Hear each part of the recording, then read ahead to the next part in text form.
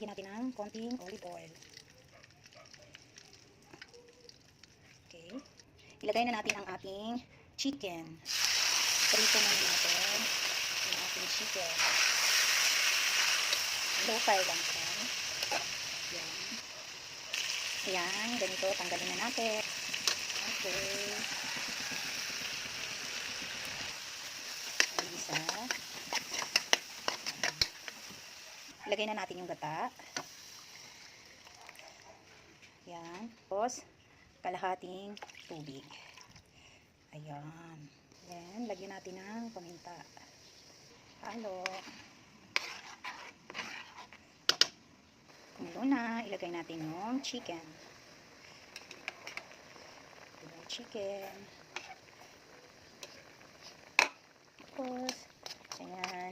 Halo-haloin natin.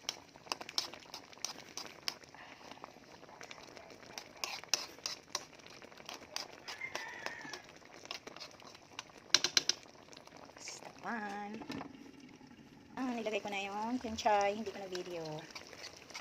This is our recipe for today.